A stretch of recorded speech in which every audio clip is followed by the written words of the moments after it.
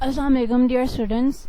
In this lecture we are going to study about effective ways of writing supporting sentences and conclusion. So previously in the composition writing we have studied about the parts of composition, that is the introduction, then we have the supporting sentences, then we have the conclusion. So now in this lecture we will discuss in detail that how to write the supporting sentences in an effective way and how to write the conclusion in an effective way. So for writing any piece of writing, that is either essay, either report, either a paragraph, it is very important to know that how you can write the supporting sentences and the conclusion in an effective way. So let's begin towards the lecture. This is the lecture outline. Now start towards the lecture. First we are going to study about the effective supporting sentences. So what are the supporting sentences? We have studied before that after the introduction, after the topic sentences, all the sentences which actually explains, which actually supports. Supporting means supporting what? Supporting your topic, supporting your main idea, what you are talking about. So supporting sentences, the supporting sentences also called the body of the paragraph, either an essay, either any piece of writing, it's called the body of the paragraph, that are used to support, explain, illustrate or provide evidence for the idea expressed in the topic sentence. So what the topic sentence you have chosen for your piece of writing, whatever your piece of writing is about. For example, if you are writing about noise pollution, so your topic sentence must be about related to the noise pollution, and then the supporting sentences must illustrate or provide or support or explain the or give the evidences for the idea that are related to the noise pollution. So good topic sentences are related to the topic sentence and its controlling ideas. So it's not like what you have chosen the topic sentences, the supporting sentences do not support the topic sentence. So supporting sentences, the word supporting itself explaining that these must support the main idea or the topic on which you are writing. That is any topic. If you are writing on the advantages or disadvantages of information technology or online learning or online classes, so your supporting sentences or the body of your writing, and either you are writing a paragraph, either you are writing an essay, must support your topic or your topic sentence. Good supporting sentences give information that supports and explains the topic of the paragraph. So what the supporting sentences answers the questions, they answer the questions about who, what, where and how. So if your topic is about, you have to explain who. So if you are actually telling a story about someone, about some people, so you must include about whom you are talking about. So if you are describing anything, you are writing a descriptive piece of writing, then you have to explain what. And if you are writing about any incidents, if you are writing about anything that needs to explain where, that needs to explain the place, then you have to answer the question where. And if you are explaining, like previously we have in process piece of writing, we have studied about how to organize or how to clean a room, so that it answers that how. So good supportive sentences explain, answer these questions. Types of supporting sentences. The first is by definition. the topic is developed by definition of certain terms connected with the topic. Sometimes there is a need to define certain terms that are related to your topic. For example, if you are writing on noise pollution, or you are writing on any topic, any, for example, information technology, or for example on like if you are writing a paragraph on CPAC, so you have to add certain definition, you have to add certain information, you have to add, if you are writing a scientific essay, any topic that is related to the science and technology, so you must have to include the definition of certain terms that are related to your topic, and that are your the definitions you include in your paragraph or your essay are the supporting sentences. And then by example, you can also include the statement that gives examples that helps reinforce the statement or makes the idea clear. So if you are writing anything about that, if there is a need to give the examples, so your examples are your supporting sentences that are supporting your topic. For example, if you are writing about if you are writing an exemplification paragraph, an exemplification essay, so in that type of piece of writing, that the examples which you give are actually your supporting sentences that are actually directly supporting your topic sentence or your topic. Then by giving reasons, certain details are given to substantiate the idea. So when you are actually writing about argumentative essay, or you are writing a persuasive piece of writing, then you give certain reasons that why this thing is important. We have studied previously that to attend the a ceremony and the college, that why it is necessary to attend. So the writer has given certain reasons, so you have to give certain reasons that are related to your topic, and that reasons are your supporting sentences. A good supporting sentence should include details that help readers understand what you are writing about.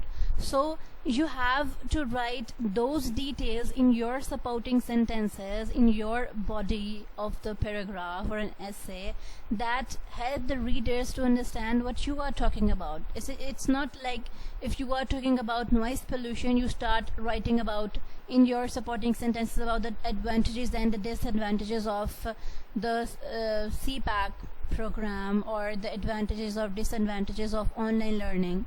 That is not the way. So you have to write only that detail that is relevant to your topic. You do not drag your piece of writing from the idea that you started with, that your topic sentence about is. So let's take an example to make you clear about these things. This is just a paragraph. My hometown is famous for several amazing natural features. First, it is noted for the Wheaton River, which is very wide and beautiful. Also on the other side of the town is Wheaton Hill, which is unusual because it is very steep. So it's a paragraph. It's an example. So let's see. So just see the upper lines when a reader reads this topic sentence. So a topic sentence is what? My hometown is famous for several amazing natural features. So when a reader reads this topic sentence, a question appears. For example, what are the natural features that make the hometown famous? Wheaton famous. Here Wheaton is the name of the hometown. So a writer is expecting that in the further lines there must be something explained by the writer, that what are the natural features, what in the hometown of the writer. So intention is my hometown is famous for several. So when a reader reads this topic sentence, so what are the natural features? First, it is noted for the weight and the river.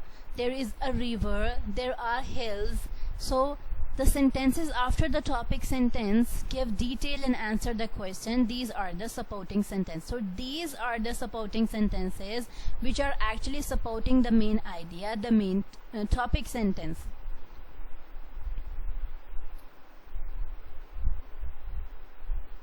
So in a good supporting sentence or in a good piece of writing, you have to give more details. Sometimes you have, when your topic sentence is covering a vast topic or a vast subject, you have to write a bit more about the thing you are talking about. Like if you have written that famous for natural features, so it is not like you just end up describing the two features, that is the river and a hill. When you have written about natural features, famous for natural features, so you have to write a bit more. You have to write a bit more supporting sentences to explain your topic sentence. So these are the very few details.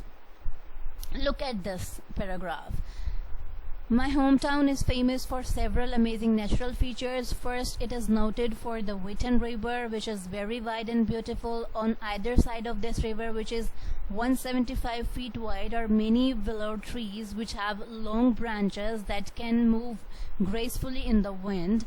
In autumn, the leaves of these trees fall and cover the river banks like golden snow. Also on the other side of the town is Witten Hill, which is unusual because it is very steep.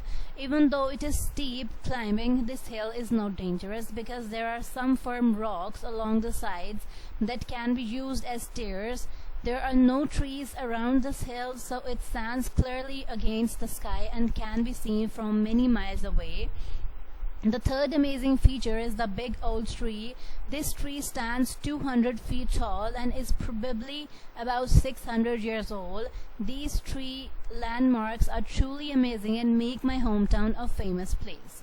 So see in one paragraph how the writer has covered the topic sentence beautifully by giving the enough supporting sentences to explain that the hometown is famous for several natural features. The writer talks about the river, the autumn, the trees, the wind, the riverbank, the hill, and the sky and the trees. So these are actually all the supporting sentences which are enough in a paragraph. So this is the example of a complete one paragraph which is beautifully written with the good supporting sentences, with enough supporting sentences. So the point here is, don't forget the connectors or linkers. They give coherence and transition between the supporting sentence. So what are the connectors or linkers? Let's see the examples. These are the connectors, like first, also, even though, the third. So these are the connectors or linkers. If you cannot write these, like if we like first, secondly, although, also, these are all connectors or linkers, or we can say the conjunctions we usually use, but, although, also, even though. So these are all the connectors which are necessary to make the supporting sentences, to write the supporting sentences in a good way. So this is all about the supporting sentences. You can just read out more and more paragraphs from the internet or from the books to see that how the writer has designed the supporting sentences in a beautiful way. Effective conclusion. Now moving towards effective conclusion. A conclusion is what you will leave with your reader. It wraps up your essay. it demonstrates to the reader that you accomplished what you set out to do. It shows how you have proved your thesis. Here thesis means any piece of writing. So a good conclusion, it will leave with your reader. So a good conclusion explains your reader that the purpose you are the what is the purpose, that the purpose of your writing is completed. If you are talking about the disadvantages of the noise pollution, so you have to conclude in such a way that the reader gets the idea that okay, these are the disadvantages of the noise pollution. The good conclusion has no place to bring up new ideas. So this is not like the thing that in conclusion you leave a new idea or you give a new piece of information. No, it is not the thing.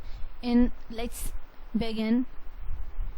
See what the further is. Repetition.